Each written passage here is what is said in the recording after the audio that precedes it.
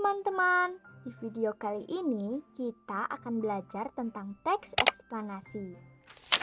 Teks eksplanasi adalah jenis teks yang bertujuan untuk menjelaskan proses terjadinya suatu fenomena atau peristiwa.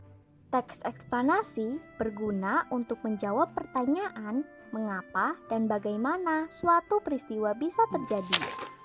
Teks eksplanasi memiliki ciri-ciri sebagai berikut.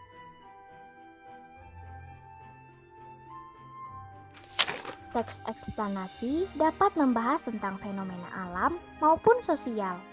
Contohnya sebagai berikut. Lalu, bagaimana struktur teks eksplanasi itu? Struktur teks eksplanasi terdiri dari 3 bagian. Bagian awal berupa pernyataan umum yang berisi definisi, latar belakang, atau keadaan umum dari fenomena yang dibahas. Bagian kedua yaitu deretan penjelas. Bagian ini menjelaskan rangkaian peristiwa tentang mengapa dan bagaimana suatu fenomena terjadi. Dan bagian yang ketiga yaitu interpretasi. Bagian ini berisi tentang pendapat penulis dan kesimpulan dari fenomena yang telah dibahas. Nah, teman-teman, untuk lebih memahami teks eksplanasi, kalian dapat melihat video berikut ini. Hujan deras disertai fenomena unik. Bersamaan hujan turun butiran es sebesar kelereng.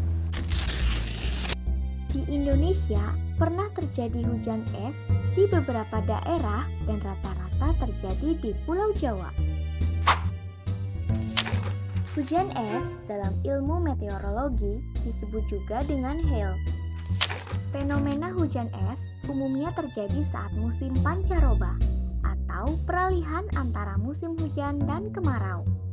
Menurut ahli, proses terjadinya hujan es dimulai dari panas matahari yang membuat perairan seperti sungai, laut, dan danau menguap. Semakin panas matahari, penguapan yang terjadi akan semakin banyak, sehingga terbentuk awan cumulonimbus yang biasa menjadi pertanda akan terjadinya cuaca ekstrim. Ketika air yang menguap sampai di puncak awan cumulonimbus, air tersebut akan berubah menjadi partikel es.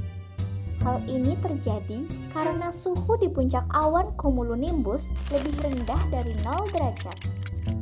Partikel es ini kemudian akan jatuh ke daratan ketika awan tidak kuat menampungnya lagi.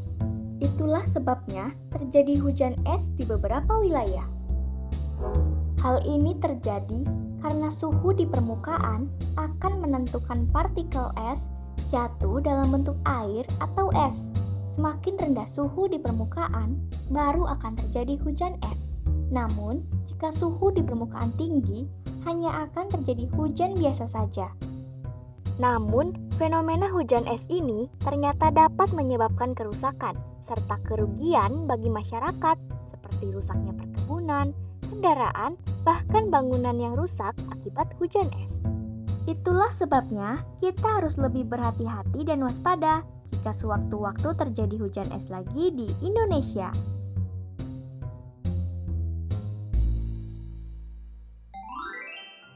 Nah, teman-teman, baru saja kita belajar tentang pengertian, ciri-ciri, dan struktur teks eksplanasi.